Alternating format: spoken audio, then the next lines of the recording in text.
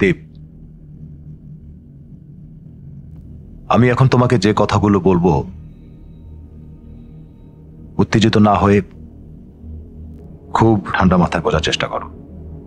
কি বলবেন একটু ক্লিয়ার করে বলুন, আমি বুঝতে পারছি না।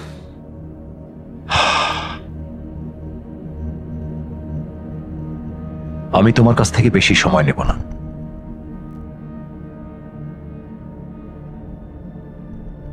কাব্যের ব্রেন ক্যান্সার,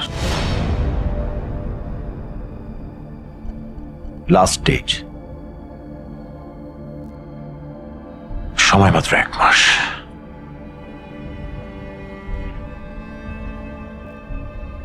তোমার হাতে দুটো অপশন। এক, খুব দ্রুতই ওকে আমরা বাইরে নিয়ে যাব, বাইরে চিকিৎসা করাবো। জানি কোনো লাভ হবে না, তারপরেও শেষ চেষ্টা তো করে দেখতে হবে। তুমি মিছিমিছি ওর পেছনে সময় নষ্ট করো না, তোমার ফিউচারের দিকে তুমি মন দাও। আর যদি করোই, তবে এখন তুমি ওকে কিচ্ছু বলো না।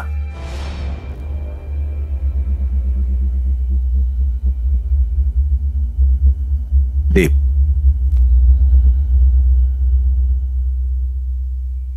আমি জানি তুমি বুদ্ধিমান ছেলে। আমি আমার একটা সন্তান হারাতে যাচ্ছি, আর একটা সন্তান হারাতে চাই না।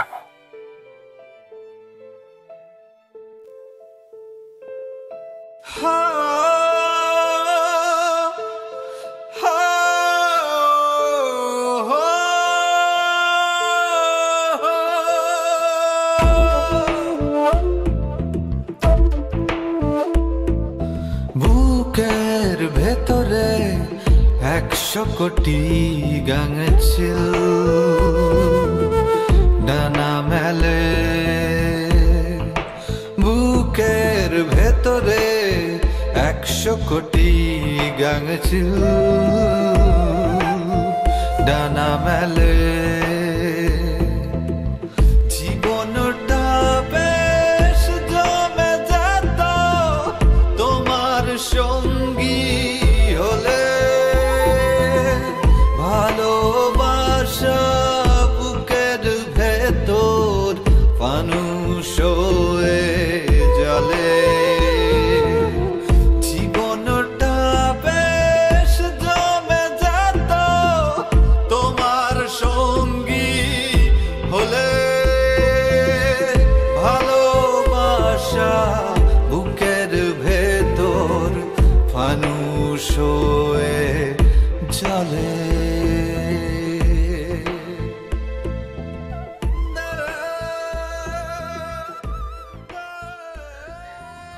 বাবু, তুমি আসছো?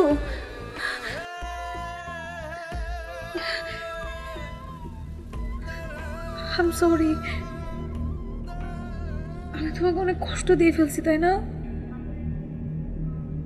আমার উচিত ছিল তোমাকে অনেক আগে আমার অ্যাড্রেসটা দিয়ে আসা।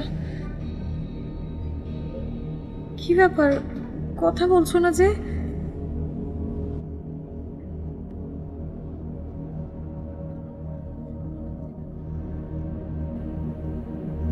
সারাদিন কিছু খাওনি, তাই না?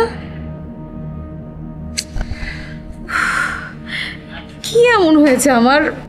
দেখো, সামান্য একটু মাথা ব্যথা, আর বাবা আমাকে হসপিটাল পর্যন্ত নিয়ে আসছে। আমার আর ভালো লাগছে না, আমি আজকেই বাসায় চলে যাব। দীপ, তুমি কথা বলছো না কেন?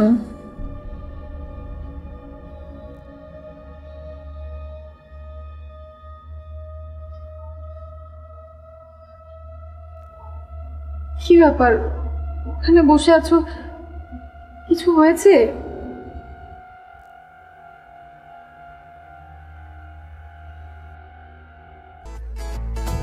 তুমিও দিতে চাইলে পারো ডাক, আমি হই তোমার কার্নিশ ভেজা কাক।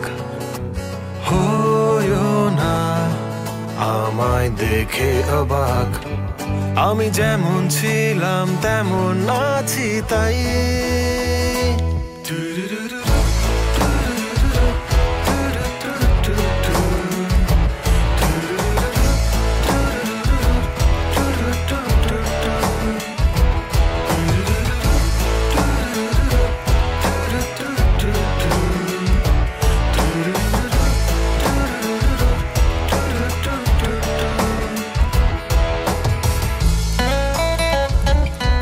হব পলাশ ফুল তুমি খোপায় রাখবে বলে, হব পদ্ম জল জোয়ারে।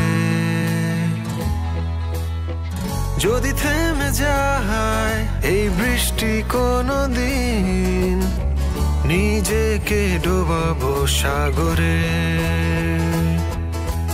তুমিও দিতে চাইলে পারো ডাক, আমি হই তোমার কার্নিশ ভেজা কাক। হইও না আমায় দেখে অবাক, আমি যেমন ছিলাম তেমন আছি তাই।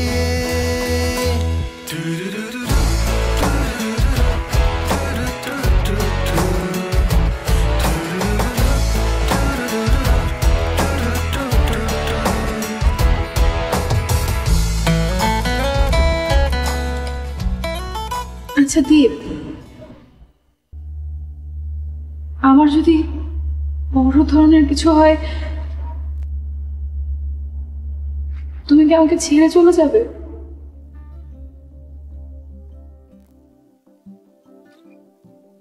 কাব্যের বাবার কথায় গল্পের শেষটা দেখে ফেলেছিল দীপ, কিন্তু হেরে যাবার আগে কাব্যকে হারাতে চায়নি দীপ। ভালোবাসার অদৃশ্য সুতোয় আরো শক্ত করে বেঁধে নেয় কাব্যকে। যেন থমকে দিতে হয় চলে যাওয়ার সময়, খুঁজে ফিরি প্রেমে নির্বরবি। দৈনন্দিন সব কাজ ফেলে সবটুকু সময় দিয়ে কাব্যের পাশে থাকা শুরু করে দিই। তাই স্বপ্নে দিই ডুব খুঁজি সুখ, আধারে হাত বাড়াই নিয়ে মিথ্যে ইচ্ছেটাই বেড়ে চলে শুধু নির্জনতায়।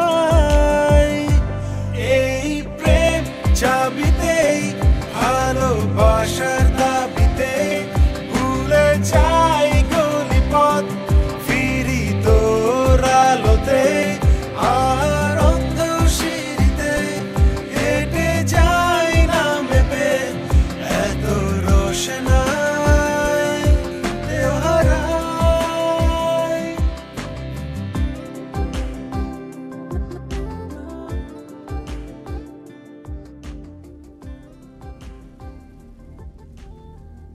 তুমি গেলে ওর ভালো লাগতো।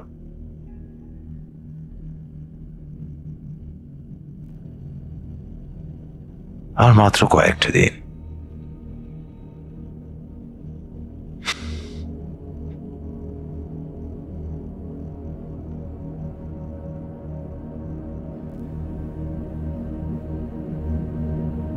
কাব্যকে বাঁচানোর শেষ চেষ্টা চালিয়ে যায় রাহাত আলী। বাহিরে যাওয়ার দিন চলে আসে। কাব্য কিছুতেই দীপকে রেখে যেতে চায় না।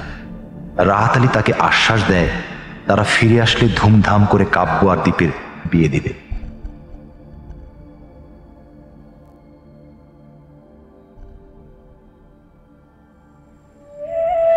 বাবু, তোমার কি মন খারাপ? আমি খুব তাড়াতাড়ি চলে আসবো। 22 এপ্রিল আমার জন্মদিন, আমরা সেই দিনে বিয়ে করে ফেলবো।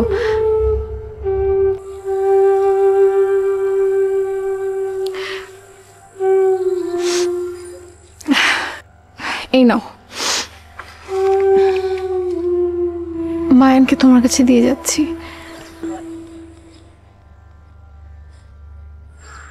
ওর কিন্তু অনেক ক্ষুধা পায়, তুমি কিন্তু কিছুক্ষণ পর পর ওকে খাওয়াবা। শোনো, তুমি তো নিজেই কিছু খাও না, তুমি খাবা, নিজের টেক কেয়ার করবা। তুমি একদম টেনশন করো না, সামান্য একটা অপারেশন, দেখবে অপারেশনটা হয়ে গেলে সব ঠিক হয়ে গেছে। হ্যাঁ, ছোট্ট একটা অপারেশন।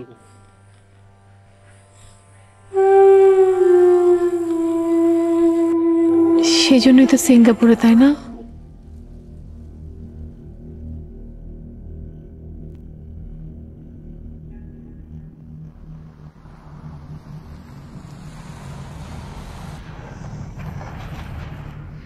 বাবু, আমার এখন যেতে হবে,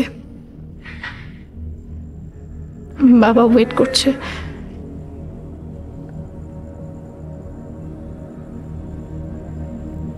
আর আমি যখন যাব তুমি পিছনে ফিরে তাকাবে না, তুমি তাকালে আমার কষ্ট হবে, আমি যেতে পারবো না।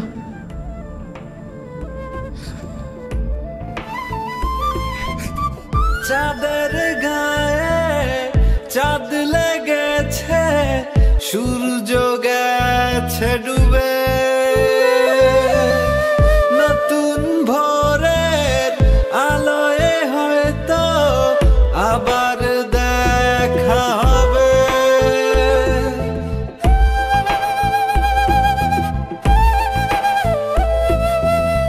চাঁদের গায়ে চাঁদ লেগেছে, সূর্য গেছে ডুবে, নতুন ভোরের আলোয় হয়তো আবার দেখা হবে। মনের ভেতর এই আশাতে ব্যথার বরফ গলে, জীবনটা বেশ জমে যেত তোমার সঙ্গী হলে। ভালোবাসা বুকের ভেতর ফানুস হয়ে চলে।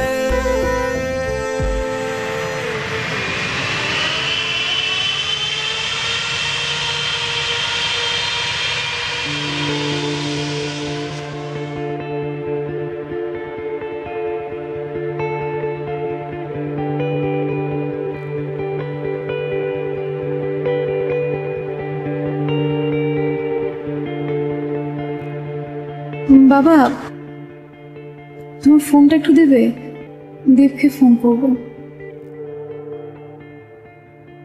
না, ফ্রিকোয়েন্সিতে তোমার সমস্যা হবে। এখন রেস্ট নাও, পরে কথা বলো।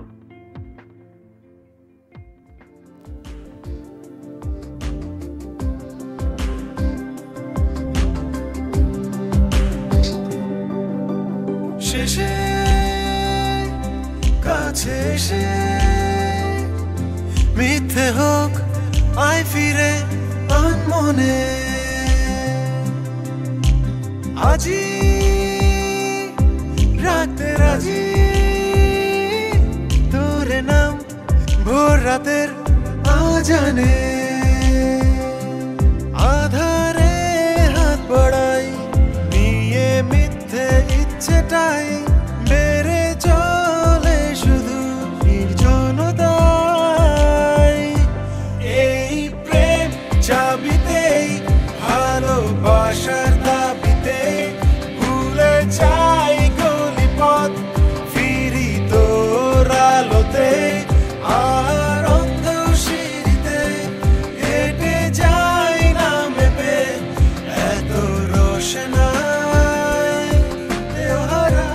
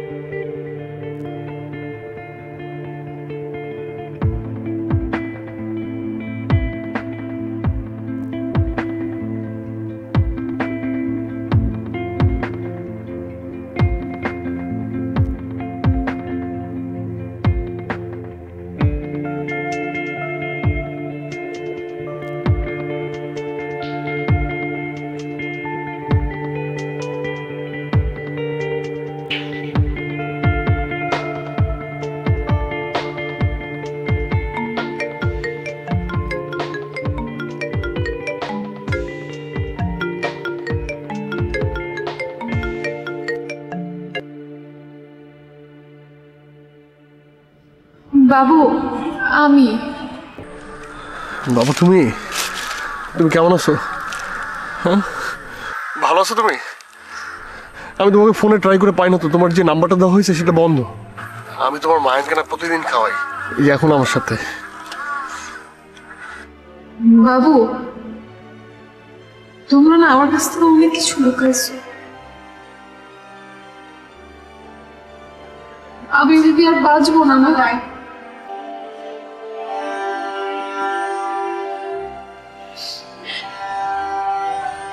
শুনো,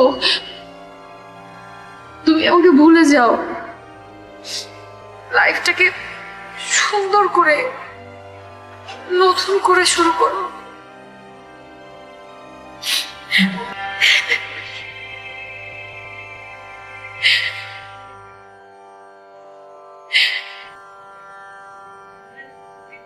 যে ভাবো, আমার না ফোনটা রাখতে হবে। তুমি তুমি ভালো থাকো, তুমি অনেক ভালো থাকো। পীড়িতের কি জ্বালা গো যার জ্বালা সে জানে,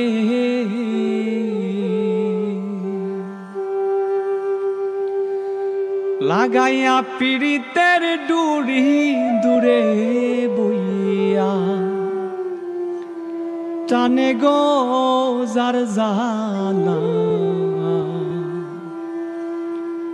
সে জানে।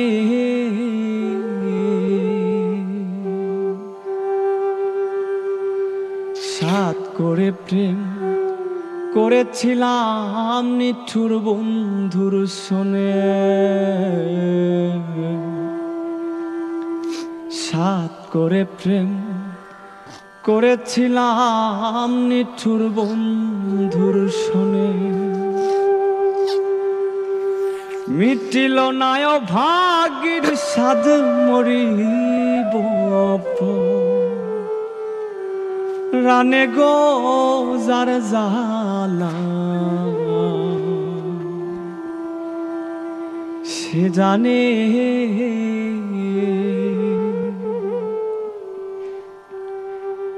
প্রেমের আগুন যার অন্তরে জ্বলছে।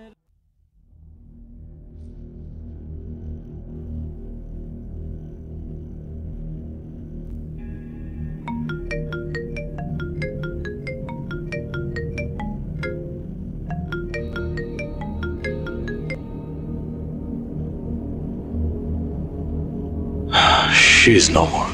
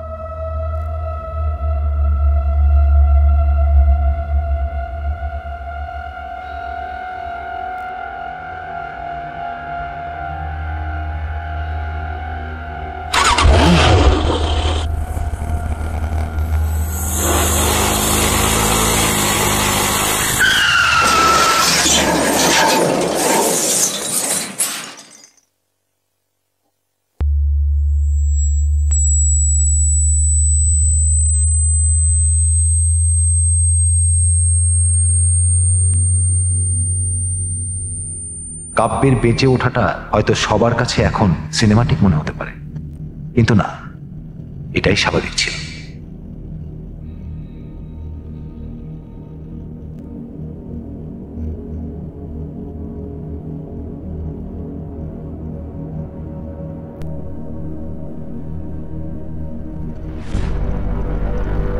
রাহাত আলী যতটা না দায়িত্বশীল বাবা, ততটাই দায়িত্বশীল ব্যবসায়ী। কাব্য আর দ্বীপের সম্পর্ক ব্যবসায়িক দিক থেকে তার কাছে পুরোটাই লস প্রজেক্ট ছিল, কিন্তু মেয়ের ভালোবাসার কাছে সে নিরুপায় ছিল। তাই সামান্য মাইগ্রেনের ব্যথাকে এমন রূপ দিল যে এক ঢিলে দুই পাখি মারার ছক আঁকে।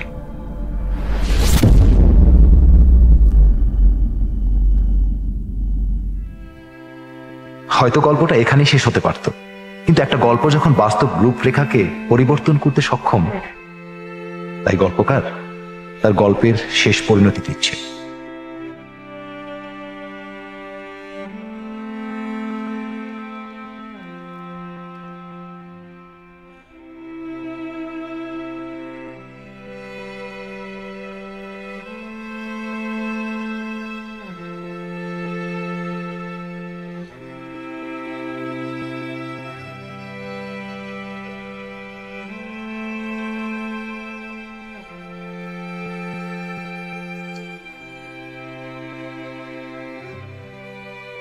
সেই থেকে কাব্য আর কারোর সাথে কথা বলে না, কিন্তু দিনের একটা সময় খুব পাগলামি শুরু করে এই কবরের পাশে আসার জন্য।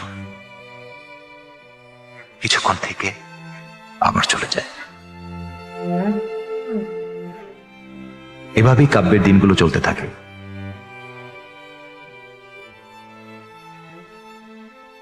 আর রাহাত আলীও মেয়ের শোকে বসে বসে